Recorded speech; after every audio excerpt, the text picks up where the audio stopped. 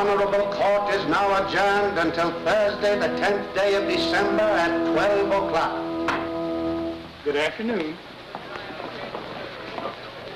The front two and the spare are all right, but the left rear one is causing me great anxiety. Switched mine. If I don't get another year out of them, I shall be very disappointed. You know, that grandson of mine is a most unusual infant. At 5 weeks, he holds up his head without support. Here, I'll show you a snapshot. Goodbye, Grant. Have a good vacation. Happy holiday, Josephus. Thank you, gentlemen. Thank you.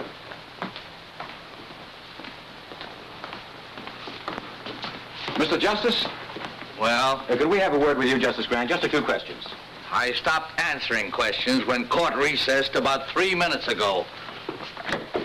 What do you know about Come in. Here we go.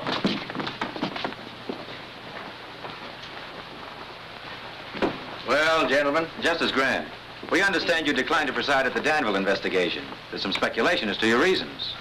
Well, there needn't be. I've had a long, hard year. I'm tired. I'm going hunting.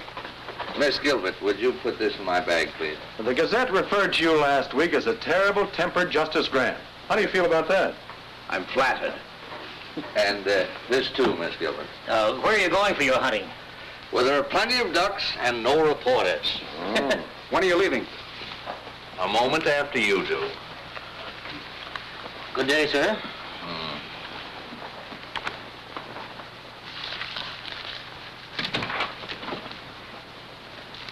Miss Gilbert, what is this nonsense? What does this resignation mean? I think it's obvious, sir. If it were obvious, I wouldn't ask the question, would I? Justice Grant, I've been with you for 2 years, and not once during that time have you expressed satisfaction with my work. Miss Gilbert, you can learn more law here in a week than you can anywhere else in a year. That's all that should interest you. I don't feel that I have to constantly remind you that you're a brilliant young woman and that you have a fine future. Now, if there isn't anything else, can I go? Oh, you wanted to look over the Hale and Tryon opinion, sir. They won't be back from the printer till next week. Oh, yes, they'll need some revision. But I don't want to hang around here. Perhaps I can bring them up to you at Crown Court, sir. That'd be fine. No. You need a vacation, too. From me. I don't mind at all. Miss Gilbert, are you heaping coals of fire on my head? I wouldn't dream of it, sir. Oh, I'll wire you before I come. Thank you. And Miss Gilbert, Yes, sir. no one must know where I'm going. No one. I want to get away from courtrooms, investigations, lawyers, black robes, everything.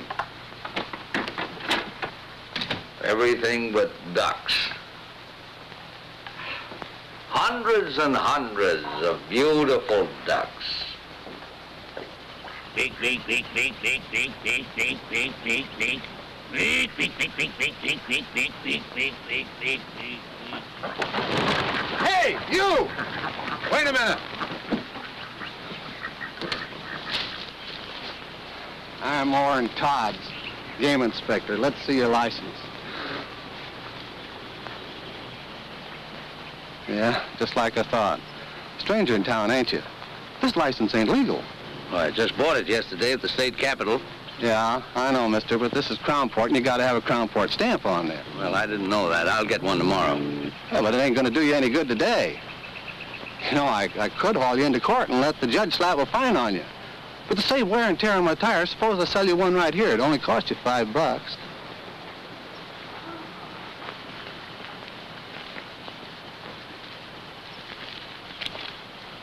You know, the $5 is just for the stamp. I usually get a little something for my trouble, too. Well, you don't understand. I'm giving you a break, brother. Yeah, I never pay off twice, brother. Come on. Well, look, let me explain it to you.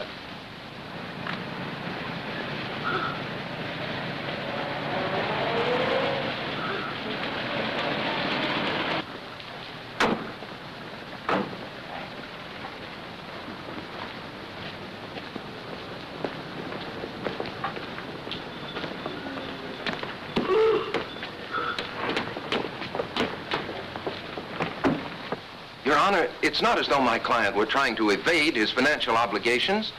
Tom Cooney has been a member of this community for many years. And in all that time, his honesty and his responsibility has never been questioned. Now, he intends to make good the payments on these plows, but he's been sick, unable to work. Now, if the court could just grant him an extension... The law doesn't recognize good intentions. I shouldn't have to remind you of that, Mr. Adams. You're supposed to be a lawyer. But, Your Honor, am I not justified in asking the court's indulgence in this case? If you take Tom Cooney's farm tools away from him, you take away his only means of earning a living. Mr. Adams, this is a court of law, not an employment agency. Tom Cooney signed an agreement with Vincent Blackston of the Crown Port Auto and Supply Company. This agreement stated if he missed a payment on those plows, Mr. Blackston could take them back. Is that right, Mr. Cooney? Well, yes, Your Honor, but... All right, Counselor. Judgment against Thomas Cooney. But it was just one payment. If you'd give me a chance to... I don't care whether you say it's fair or not. It ain't. Get him out of here. Come on, Tom. This isn't going to help. I know it ain't going to help. Nothing's going to help in a town like this. Officer. Come on. Let's go of me. Come on. Looks like you just lost yourself another vote, fella. Come on. Oh, it ain't right. I know it ain't right. Crown Port versus Joe Grant. Step up, Joe Grant.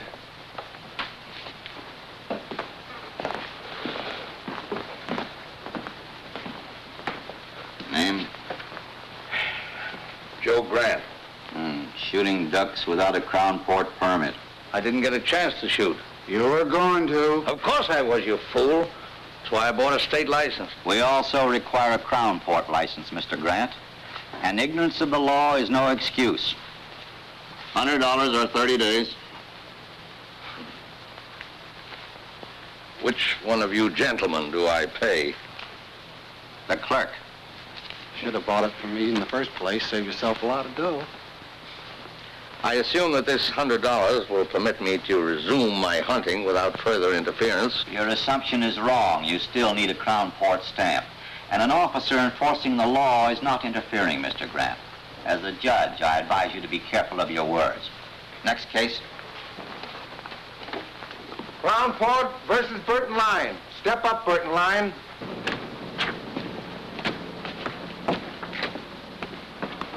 Hi, Tom.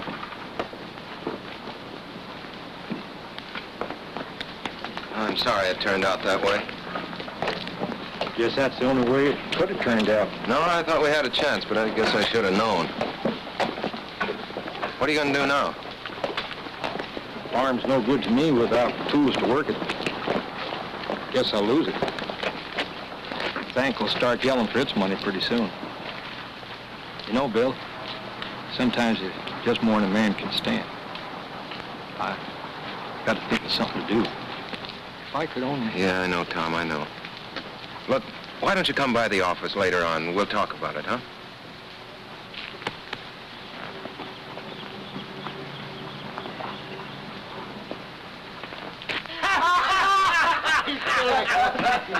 Hello, boys.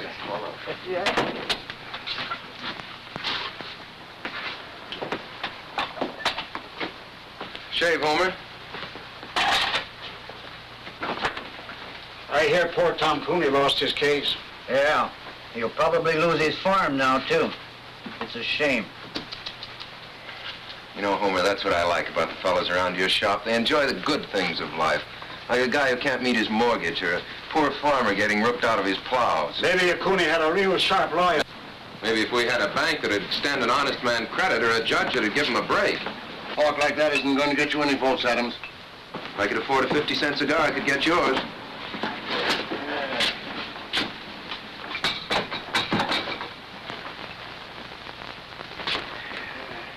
Just the shave. Sure, mister. Stranger in town? Yeah. Aiming to stay long? Long enough to get a shave. Great little town, isn't it, old-timer? Yeah, Judge Harkley really gave you a welcome, didn't he? And our constable, Orrin Todds, that's Homer's cousin. He's all law and order. Regular Minuteman, isn't he, Homer? How many minutes did it take before he tried to shake you down? It's a shame. Ever notice how a fellow who can't make a living in a town always tries to run it down? You know Mr. Grant, isn't it? Yeah. Mr. Grant, might be fun to bust up one of the constable's little rackets. How about being a guinea pig? Let me turn this into a test case. Mister, there ain't a case this ambulance chaser wouldn't take. There was $2 to vote in it for him. How's it, boys? How's it, Mr. Mayor? Much of a wait, Homer? Wait in a minute, Mr. Mayor. Hello there, my worthy opponent. I'm sorry about Tom Cooney. I hope he doesn't go to pieces over this. Well, he's really got something to go to pieces over. You know, it's a funny thing about some fellas. No matter where you put them, everything goes wrong for them. Hiya, Tom. You looking for me? I'll be with you in a minute. Yeah. Look, Tom, Mr. Mayor, if there's anything I can do for you, if you're in need of a little ready cash or something... I don't want charity. I can't change the law, Tom. You're the mayor. But I'm not a nursemaid to every man in town who can't take care of himself. All right, Cooney, that's enough. Now beat it. Keep your hands off. let him alone, Blackston. Oh. No, don't. This is all my fault.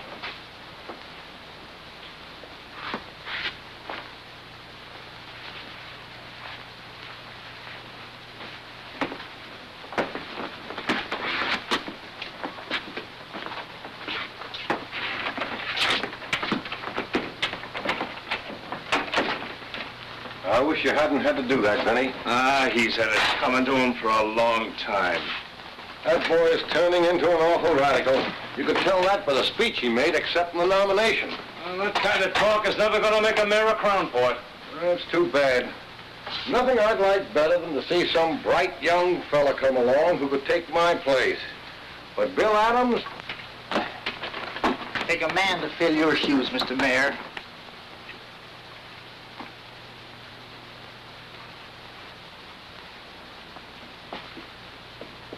Ned Darrow dropped in this morning.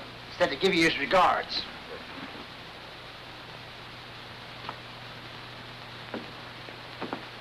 What's my bill? Just a shave? Yeah. 50 cents. Hey, mister, I said 50 cents, not a quarter. Guess you made a mistake, friend. No, you made the mistake, friend. You picked the wrong customer that time, Homer. First fella in 10 years ever flipped a bash on me.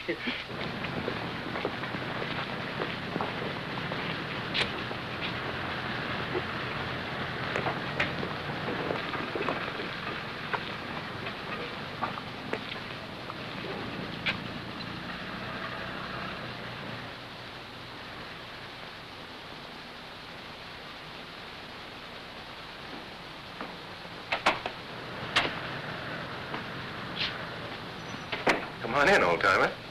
Thank you.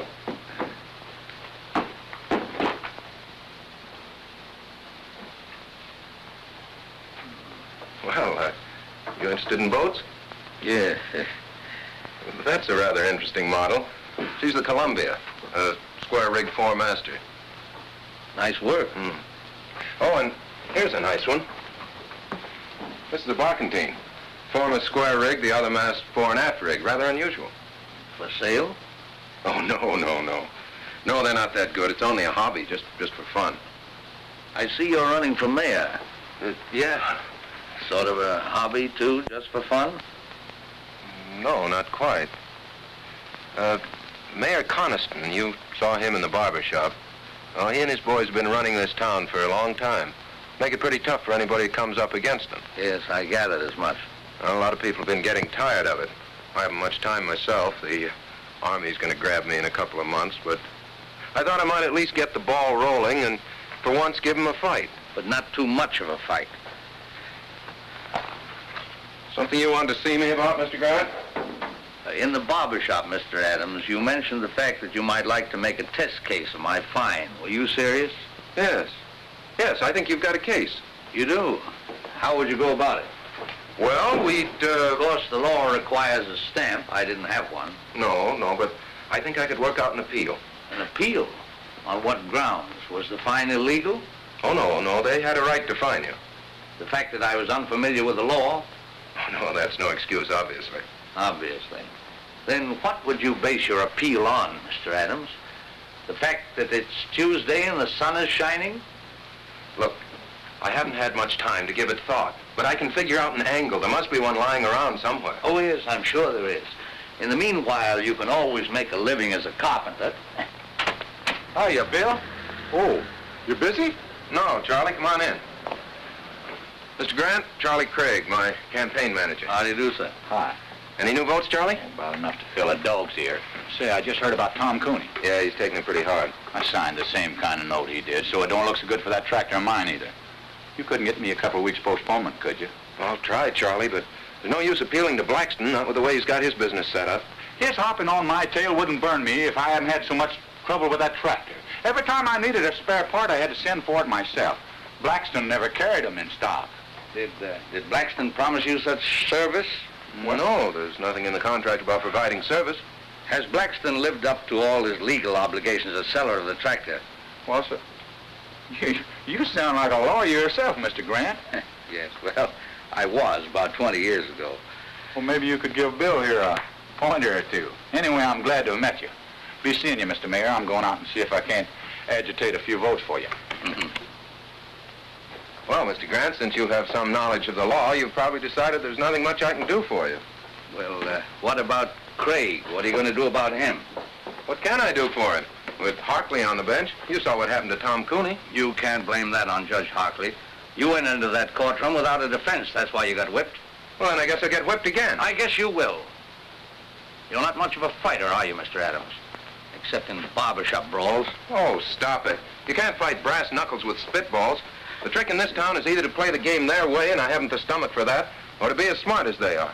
The trick, Mr. Adams, is to be smarter. Well, does that wind up your business? Or are you going to stay and give me the first 5 lessons in how to win friends and influence judges? No, Mr. Adams, I'm not. Those lessons have been written, and very well written, in books like this and all the others. And somewhere in one of them there's a lesson mentioning that in any transaction between a seller and a buyer, there are laws governing the behavior of both parties. But I doubt if you can keep afloat long enough to find it. You know, Mr. Adams, I've seen you in action now as a lawyer, as a candidate for mayor, and as a shipbuilder. And if you'll take my advice, you'll stick to shipbuilding. There's a great future in it for lawyers.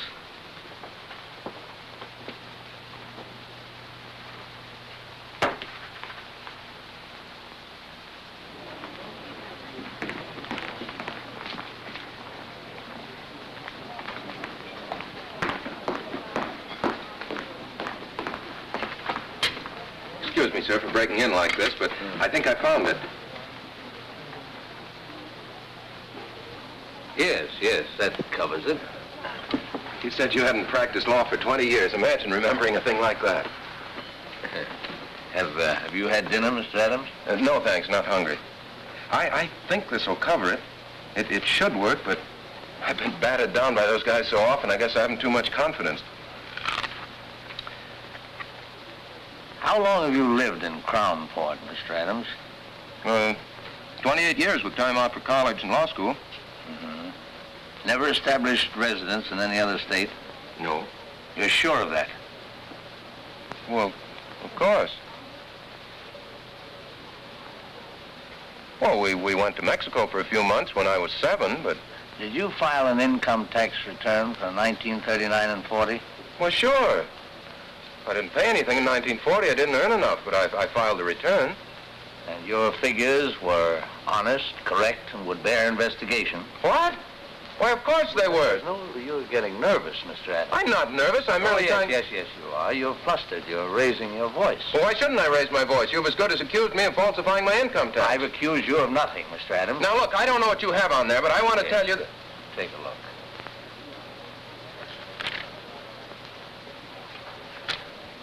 It's it's an old trick that Justice Brandeis used to play. I read about it in Collier's once. You see, it's an unfortunate fact, Mr. Adams, that every man, even you and I, has done something that he doesn't want anybody to know about. Now, if you can make him think that you're holding in your hand the skeleton in his closet... You've got him. Well, let's say at least you've got him squirming, nervous, worried, as you were. But if that man happens to have a really guilty conscience...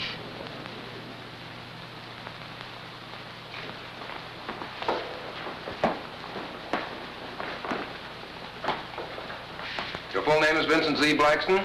Yeah. Tell me, Mr. Blackston, what does the Z stand for? Do I have to answer that, Your Honor? What can be your objection? Surely you have nothing to hide. Well, the Z... Well, the Z stands for Zephyr. It's a family name. Zephyr? Means a little wind, I believe.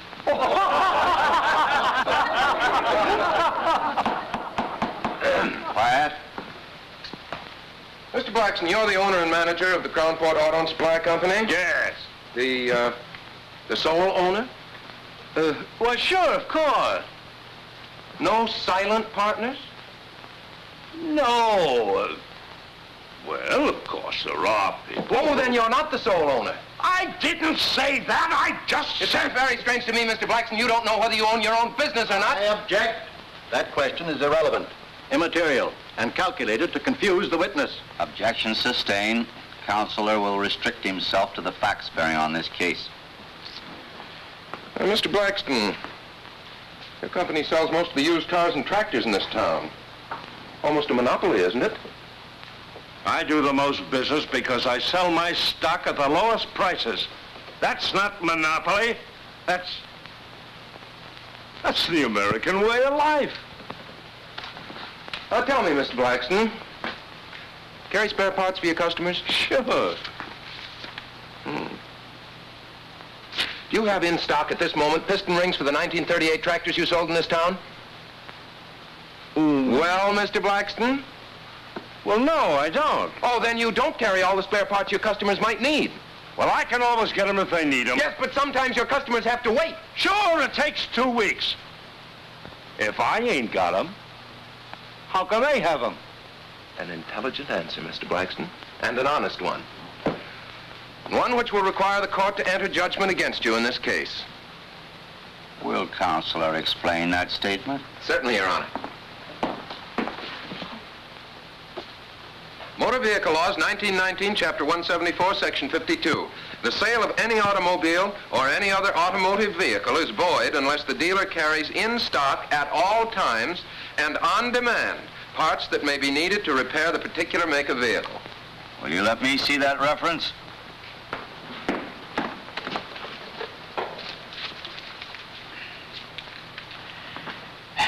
Counselor would seem to be correct.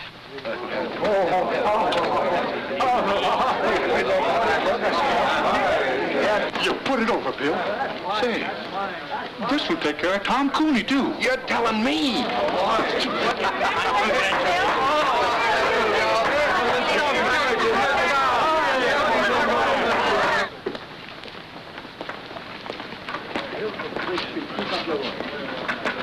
Mr. Grant. I thought you were going hunting. Well, all the ducks are inside today. I see you winged a couple yourself. Oh, of course, it's nothing really big. Oh, who am I kidding? I'm so tickled I feel like a combination of Superman and a member of the Supreme Court. Really, I don't know how to thank you, Mr. Grant. Oh, no need to, my boy. First time I've enjoyed a courtroom in years. Hey, thank you, fella. You know what this stuff is? No, Mr. Grant, he wouldn't. William, this is American money. Good old folding money. You know what you can do with this stuff? You can buy things that you need. You get it? Yeah, but what I don't get is where you got it. Well, seeing Blackston get trim warmed some hearts and unloosened a couple of purse strings. The boys have kicked in for your campaign fund. You know what we're going to do with this beautiful stuff? We're going to get some posters printed, great big ones. The kind that look you right straight in the eye and follow you around.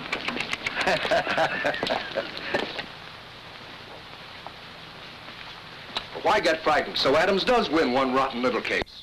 Do you know what that case cost me? You can afford it. If it had happened to your hotel, Roscoe, you'd scream like a stuck pig. Stop it. Seriously, Jim, you don't see Adams as real competition.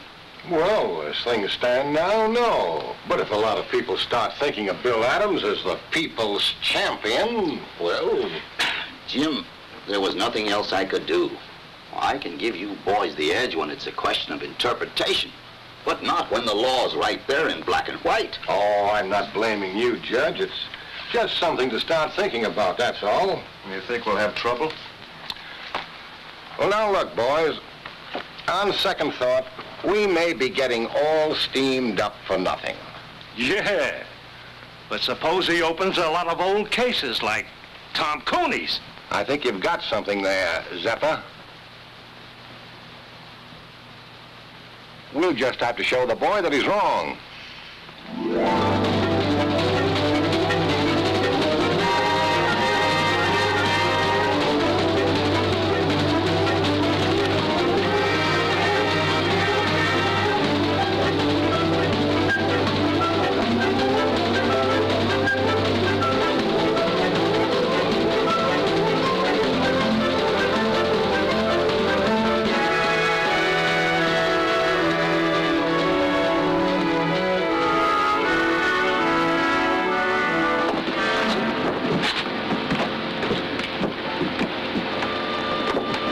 Miss Gilbert? No. Miss Gilbert? Yes? Oh, that's better. That's much better. I'm Bill Adams. Mr. Grant asked me to meet you. Yes, I know. Here, let me take that. The car's over here.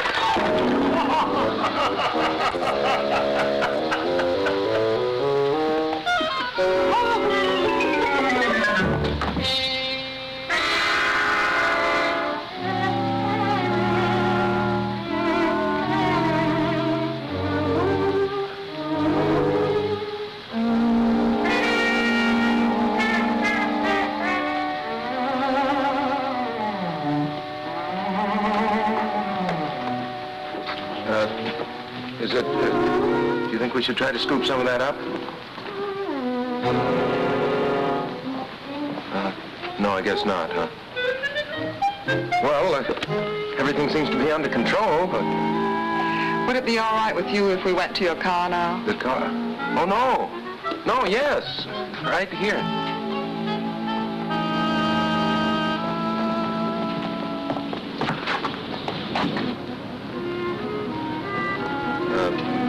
Sorry to get off to such a bad start. I'm not always so clumsy.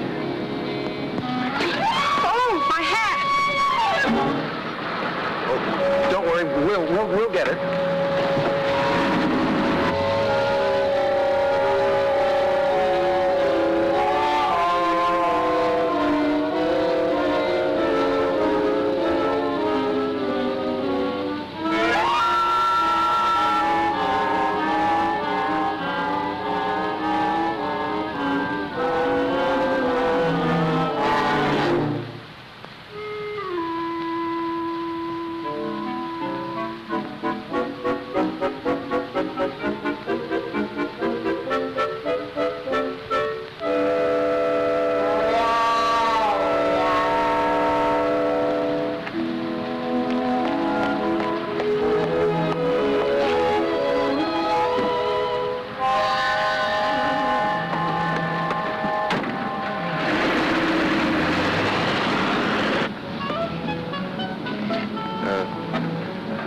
Have you worked for Mr. Grant?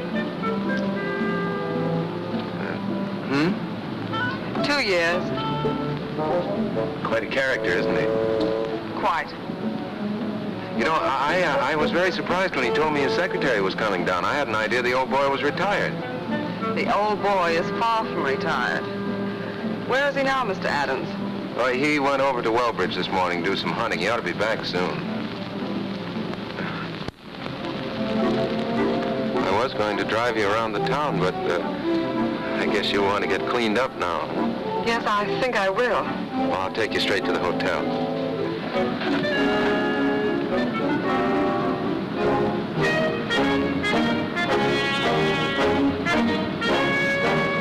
You are running for mayor? Mm-hmm. Surprised? That's putting it very mildly, Mr. Adams. Well, make the most of it, lady, because that's likely to be the only surprise you'll get in this town.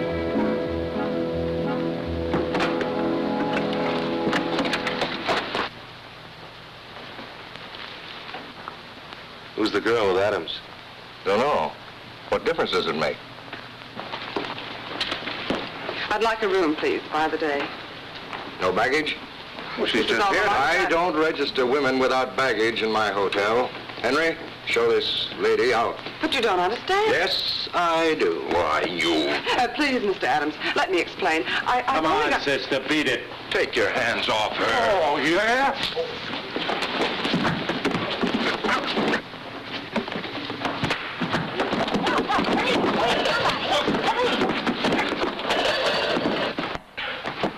Nice work, pal.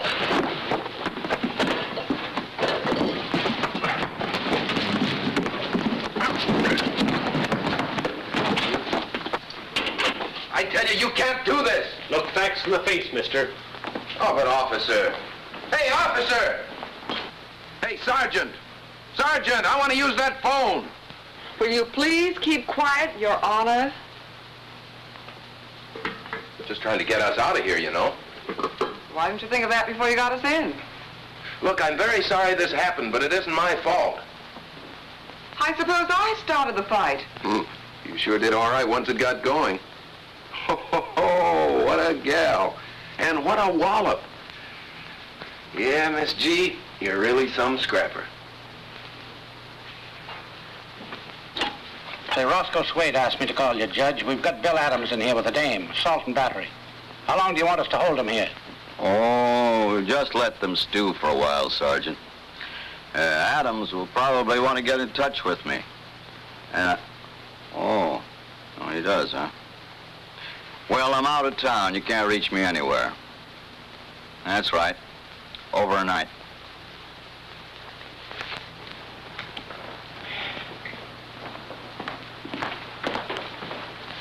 Will you have the chef prepare a couple of these for tomorrow night's dinner? And I'll have my key, please. Yes, sir. What room did you put Miss Gilbert in? Gilbert? Gilbert. There's no Miss Gilbert registered. Well, that's strange. Anything wrong, Mr. Grant? Why, yes, I was expecting my secretary today. Mr. Adams was to have met her. Your secretary? Yeah. Miss Gilbert, Miss Lucy Gilbert. Have you heard from her? Oh, no, not exactly. Well, that is, she was here, but... Where is she? Well, Mr. Grant, you see, we had a little trouble. And where is she? She's with Adams in the county jail. Well, you get them out of there, and fast. Yes, sir. Yes, sir, right away. Bertie, get me Judge Hartley, quick. Yes, sir.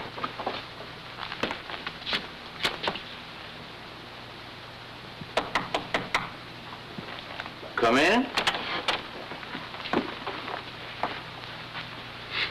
Good evening, Mr. Grant. Well, good evening, Miss Gilbert. I'm sorry I couldn't meet you at the station. So am I, sir. However, Mr. Adams seems to have made your introduction to Crownport quite spectacular. Well, if it amuses you both, of course it was quite worthwhile. I'm sorry. Sit down, Miss Gilbert. You seem tired. What happened? Well, when I said the boys were playing with brass knuckles, I wasn't kidding. Look, I win a case from Blackston. That makes a good impression around town. So I walk into Swade's hotel. Roscoe says something, provokes a fight, and I land in jail. That's the way Crownport's run, Mr. Grant. I hope the fact that Miss Gilbert was involved won't upset you. The fact that Miss Gilbert was involved upsets me a great deal. It strikes me that Swade, Carlson and company are just been a little too high-handed. Well, you can't fight the city hall, sir. As candidate for mayor, that's what you're doing, isn't it? Well, I suppose I am, but the boys are starting to play rough. Well, of course, if they play too rough, you can always go back to your shipbuilding. Yes, I guess I could. But right now, I'm going to go home and get some sleep. Miss Gilbert and I have a date in court tomorrow. Good night, Miss Gilbert. Don't hold me against Crownport. Right, sir.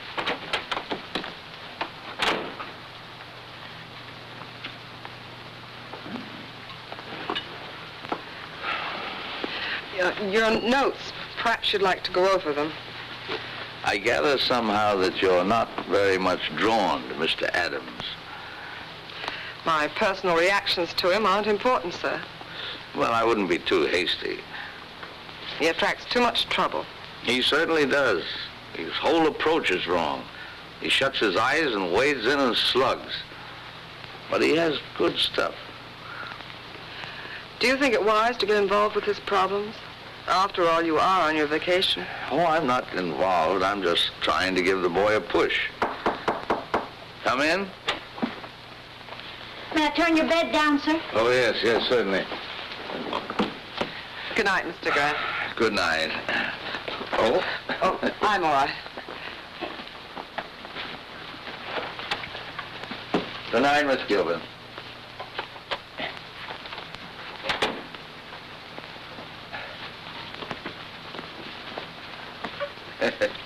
Kind of skimpy, isn't it? They just ain't long enough, none of them. I keep a-telling Mr. Swade. Well, there, that'll have to do. Good night, sir. Hope you rest well. Thank you.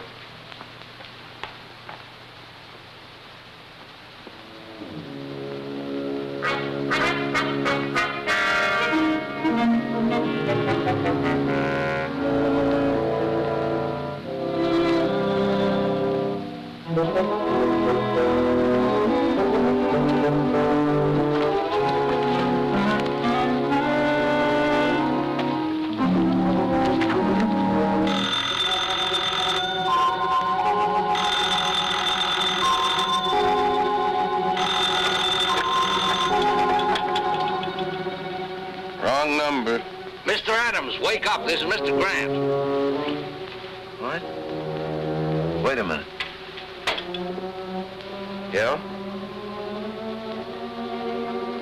You want me to what? I said get any of your clothes, get 2 yardsticks. Yardsticks.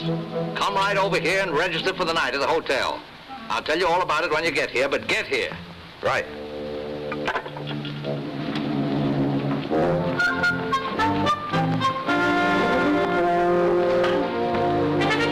Hello, Roscoe. Give me a single room next to Mr. Grant's. I'll pay in advance.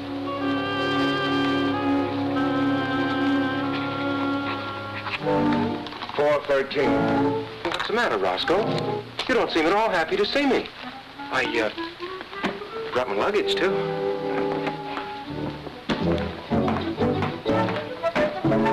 Why should he sleep here with yardsticks? He's got a place of his own.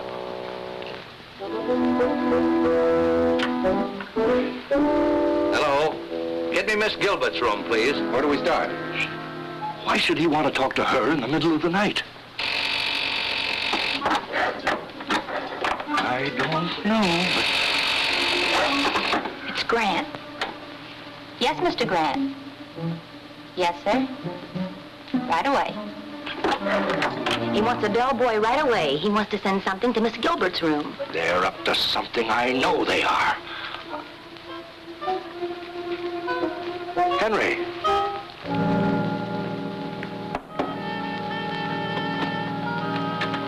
Take this yardstick to Miss Gilbert. Yes, sir.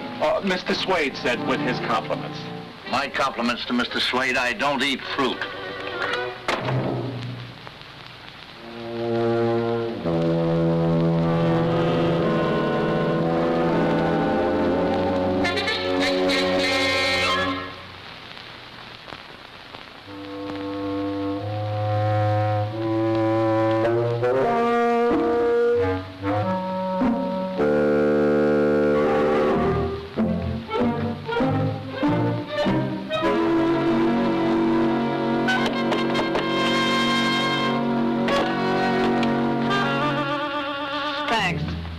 Wait a minute, miss. I've got a bowl of fruit for you. Mr. Swade said with his compliments. My compliments to Mr. Swade. Tell him I've lost my appetite.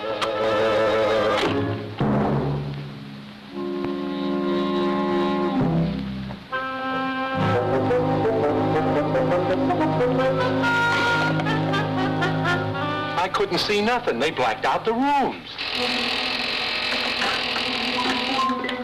Number, please. Now she's calling Grant. Yes, Miss Gilbert? 7.5. Same here. And the other? 2.5. That does it. Maybe it's a code. Oh, don't worry, Roscoe. I'll be back.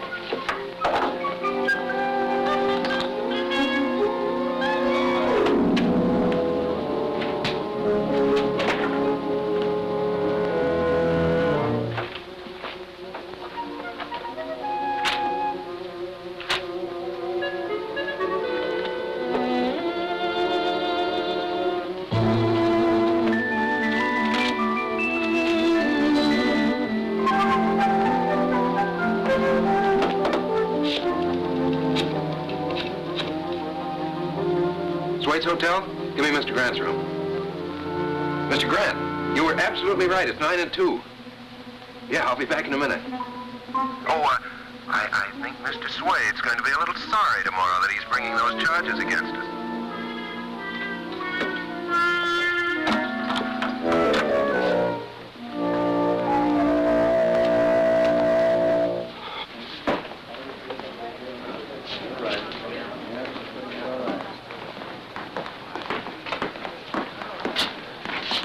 Good afternoon, Miss Gilbert. Mr. Grant, you're looking very beautiful, Miss Gilbert. Really? I didn't sleep at all.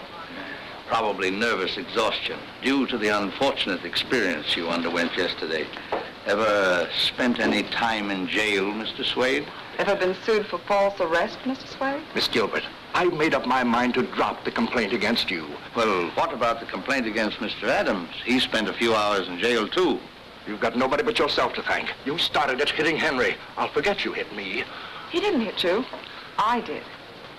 Well, I'll forget that, too, but... But 6 hours in jail is something I won't forget, Mr. Swade. I think $5,000 damages would be about right, Counselor, don't you? Well, I had thought of 10, but... No, I think 5 is enough. Oh, don't worry, Mr. Swade. I'll see that the money goes to a good cause. I'll invest it in war bonds.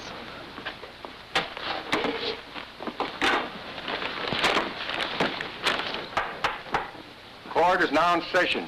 Judge Hartley presiding. Case of Swade versus Gilbert and Adams.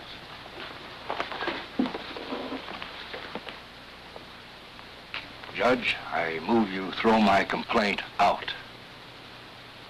The complaint against Miss Gilbert? Yes. Adams, too. We settled it by ourselves. Both of them, huh? Yeah. Wow. Case of Swade versus Gilbert and Adams, dismissed. You can thank Miss Gilbert for getting you off so easy. Thank you, Lucy. Oh, Roscoe.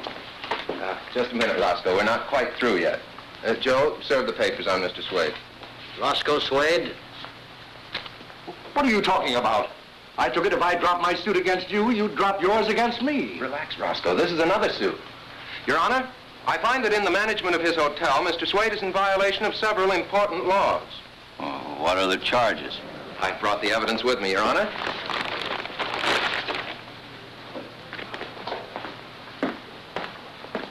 The hotel laws of this state, 1909, Section 52. All sheets provided in all hotels, hostelries, inns, or lodging houses shall be a minimum of 9 feet in length. 7.5 feet, Your Honor. All pillowcases shall be a minimum of 3 feet. 2.5 feet, Your Honor. There should be a minimum distance between all twin beds of 2 feet.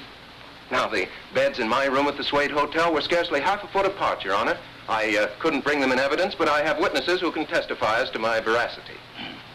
Let me see this reference. Certainly.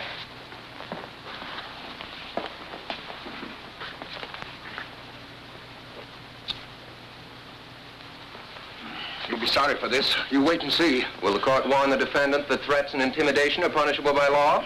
Quiet, Mr. Swade. And don't you tell me how to run my court. The law provides a fine of $50. For each offense. Are you prepared to face these charges at the present time? Yes. You plead guilty? Yes. And pay the clerk. Nice work, Counselor. Congratulations. Thank you.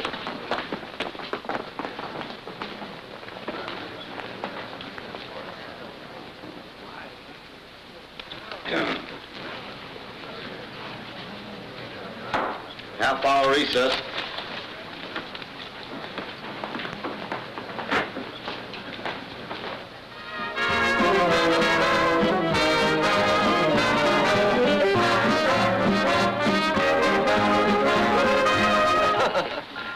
Well, this couldn't by any chance be a little gift from Mr. Swade. I thought we might end our celebration in style.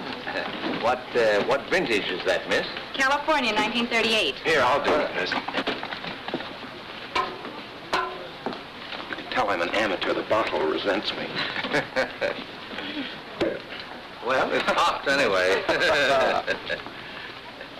You. To the next mayor of Crown Port. Yes, who's learned to use his head and his law books. Well, to my routing section. I think you're on the right track, Counselor. You keep the Connoisseurs busy on the little things, and they won't have time for the bigger ones. Neither will I.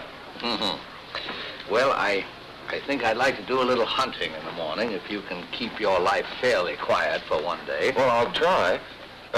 Lucy might keep an eye on me. That'd help. I'll be responsible for him, sir. Starting with breakfast. Well, I think Lucy would probably like some more coffee. Yes, I would. It'll just keep you awake. Well, good night.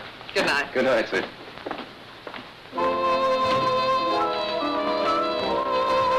More coffee?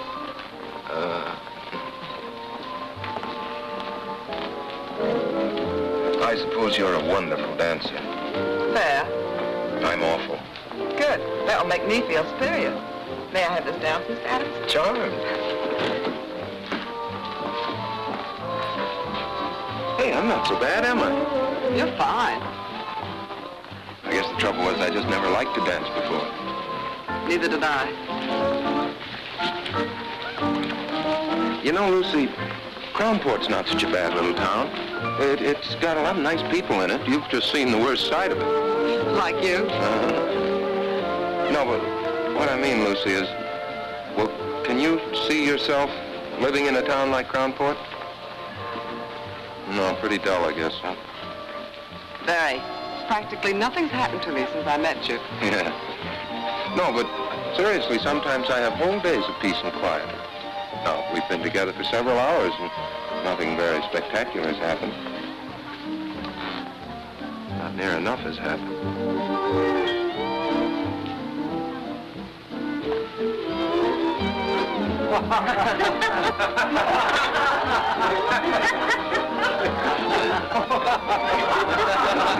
Let's get out of here. Sorry.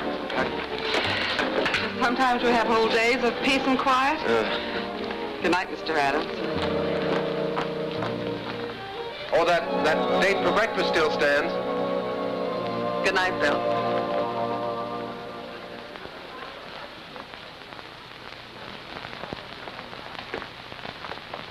Good morning, Herman. Well, goodbye, Mr. Adams. Oh, no. Oh, no. Mr. Grant said you were to look after me today. And what he says goes. He's your boss, you know. But I've had breakfast with you. Oh, yes, but I need much more looking after than that. Much more. What does? Wait, Bill. Hey! I've been trying to find you. Look. Hey, what's going on here? What do you think you're doing? You're being evicted. Here's your notice. Come on, boys. Don't take all day. Okay, boss. Because of the lumber I keep around, the place has attracted termites. How do you like that? It's fantastic. Look, can't you just wait until I call Ridges and get this thing fixed up? Sure. You can call him at Swade's office, but it won't do you no good, pal. He signed the notice himself. Okay, fellas, lift it. Yeah, but at least you can leave my stuff here until I can get another office. Sorry. Orders. Well, what difference does it make to you?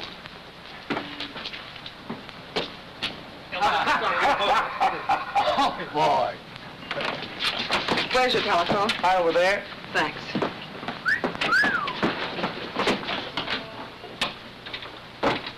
Listen, will you stop reading me the Constitution? I'm just following orders. All I'm asking you to do it. Hello? Hello, is this the Andrews building? Give me the superintendent, please. Miss Gilbert! Miss Gilbert! I've been looking for you, Mr. Grant. They're evicting Bill. Evicting Bill? Why, what happened? Oh, something about termites. Yeah, just drop my things at the hotel, will you? Now, tell me. Who's responsible for this? Seems that Roscoe Swade has a pal named Hart Ridges. Happens to be my landlord, also happens to be one of Connison's boys. Oh, so Roscoe gives Hart a call, and here I am. Don't worry, though. I'll get another office. Hello. This is William Adams.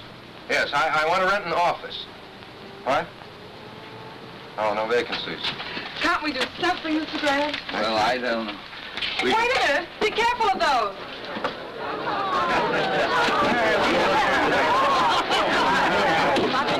No vacancies at all, huh? I see. Not an office in town, not even a loft. Oh, those boys think of everything. Carlson? Are you sure? Who else? It's too clever for anybody else. Let me stay there with you. Who's Bill Adams? Do you mean Mayor Adams? I'm Bill Adams. What do you want? Electric company. Got orders to discontinue service. Efficient, aren't they? You'll find the box in the back. Okay, thanks. What's the matter, Mr. Mayor? Can't you pay your bills? You shut your mouth. I'll shut it for you. Oh, no, Tom, no. That's what they want us to do, so let's not do it. Why not use my sitting room as temporary headquarters? Oh, well, that's awfully nice of you, Mr. Grant, but I couldn't do... Why not, Bill? You're not going to let them put you out of business, are you?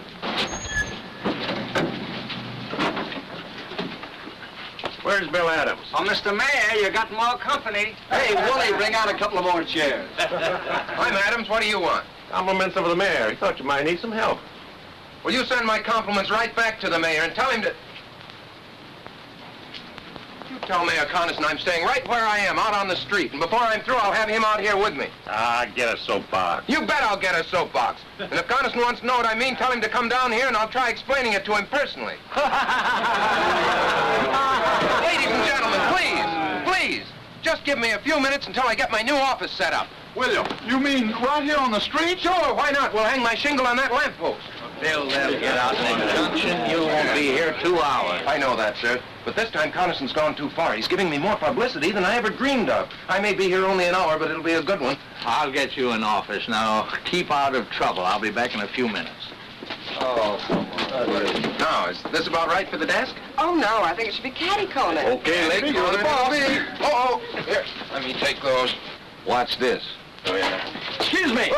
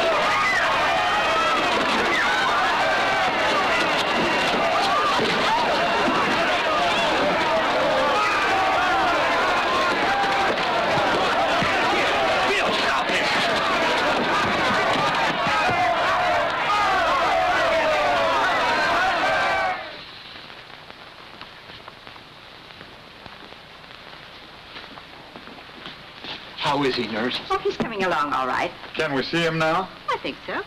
You fellas wait. We'll be right out. That'll do it, Mr. Grant. Oh, thank you. Oh, where's Mr. Adams? How you feel, Mr. Maybe Grant? you better take it easy for a while. No, I'm all right. Where are Mr. Adams and my secretary? Well, he's in jail, and she's trying to get him out. Lucy. Did the doctor say you could get up? Oh, yes, I'm fine. Where's Bill? Still in jail. I've tried everything. They're holding him for a $15,000 bail, inciting to riot. This is outrageous. We'll have to find Judge Hartley. We've tried to. And he couldn't be found, as usual. You can find him at Connison's rally, about an hour from now, up there on the platform, shooting his big mouth off. No, we'll find him before then. It's no use, Mr. Grant. They got us all sewed up. They always do. Yes, but they took one stitch too many this time. They always do that, too. Come on.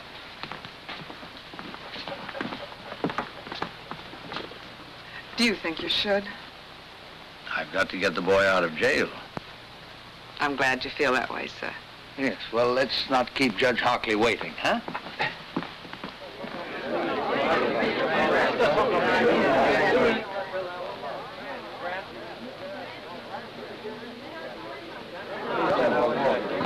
want to talk to you, Mr. Hockley. Sorry, I haven't any time to give you right now. I'm afraid you'll have to find time.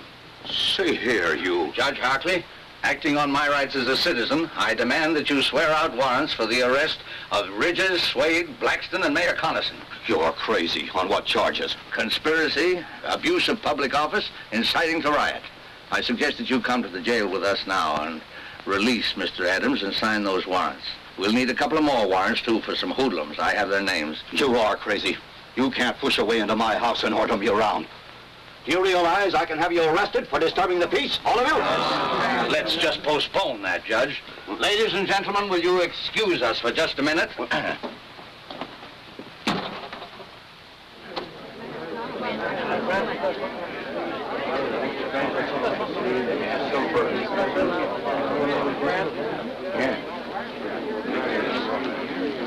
Ladies and gentlemen, I have persuaded Judge Hockley to change his mind.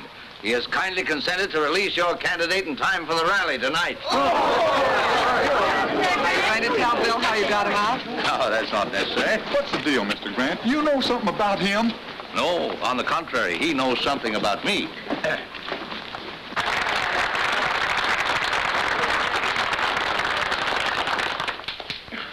Ladies and gentlemen, I mean my friends. For a long time, I've been hoping a man would come along, a young man. Because like I always say, the future of our great country belongs to the young folks who could take over and give us old folks a chance to sit back and take things easy.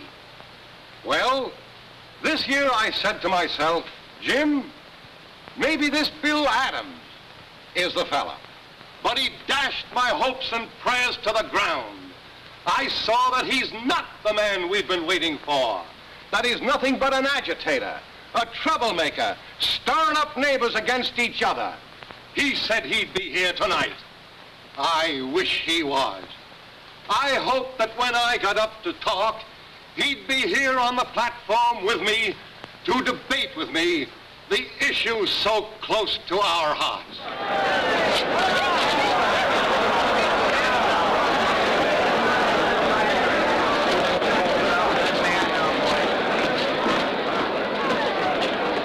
Bill Adams, if you think you're going to break up this rally, you're crazy. Did you let him out? Mr. Mayor, well, Chief Perkins here, he's got a warrant for your arrest. And for the arrest of Blackston, Ridges, and Swade. Take your hands off me. Jim, I couldn't help it. Honestly, you just better come along. Attention, please. Quiet, quiet, everybody. My friends, I never thought he'd dare do this. But you can see for yourselves now to what lengths this radical will go to sabotage a peaceful meeting of the people. But I'm calling his bluff. I'm going to make him bring out the witnesses to prove this. As mayor of this town, I got a right to call a special hearing, and I do. So the issues will be clear when you go to the polls to vote tomorrow. You'll be sorry you ever started this.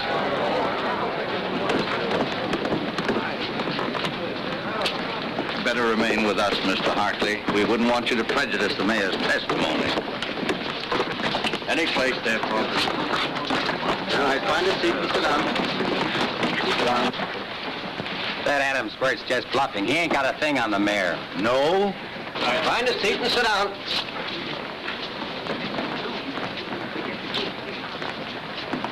Mr. Grant, I still don't understand.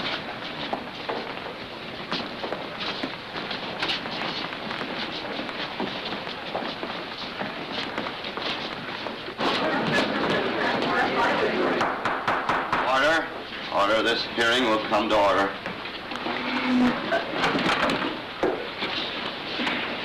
Judge Hockley, my friend, I'm not on trial here.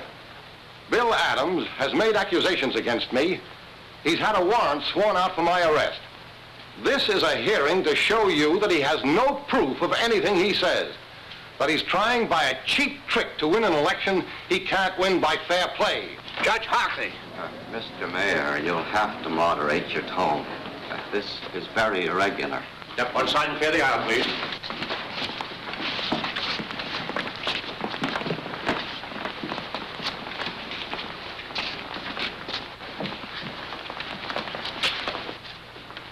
Mr. Carlson, it's true that you are not formally on trial here. You asked for this hearing.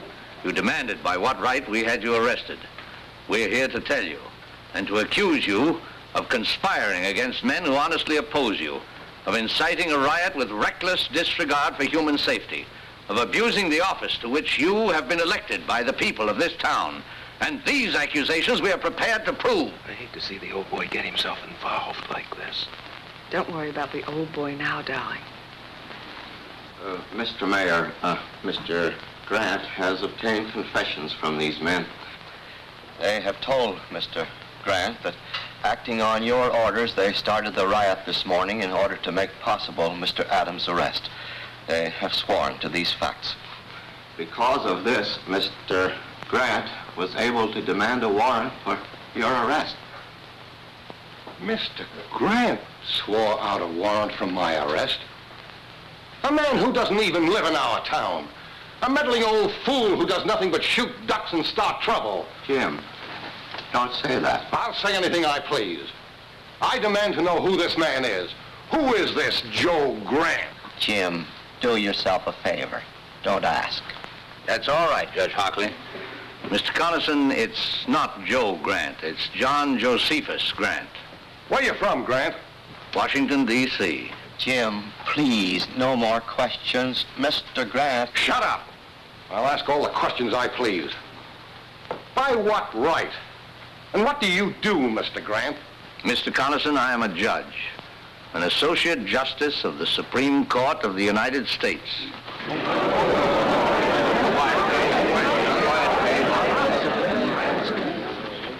Mr. Carlson, you have asked by what right I've interfered in this situation. Do you still want an answer? Justice Grant, would you care to? No, thank you. Bill! Oh, just throw some water on him, Lucy. He'll be all right.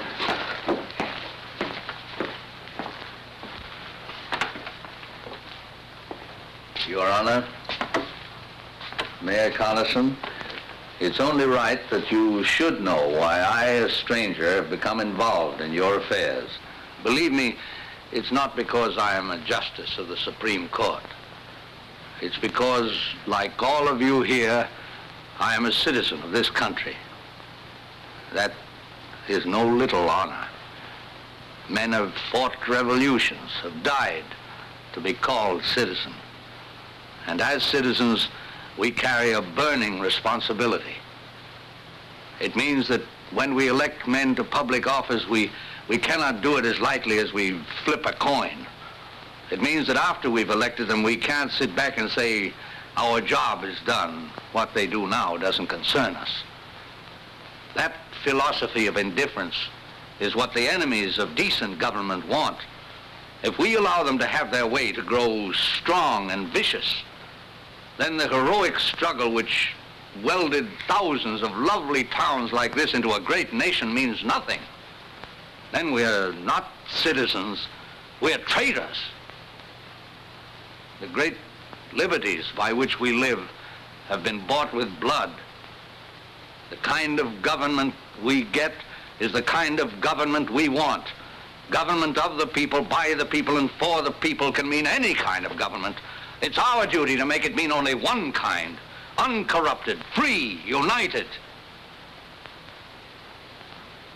I believe, Mayor Carlson, that I've answered your question.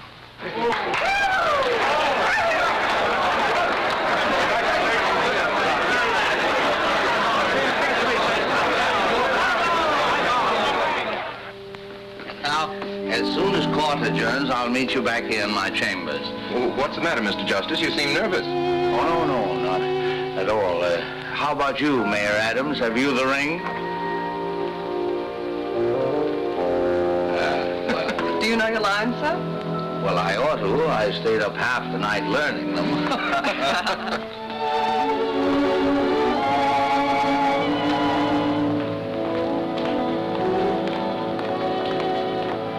Grant. Oh, I'm glad to see you. Thank you. You're looking fine, Josephus. How was the hunting? Oh, best I ever had. Good morning, Your Honor.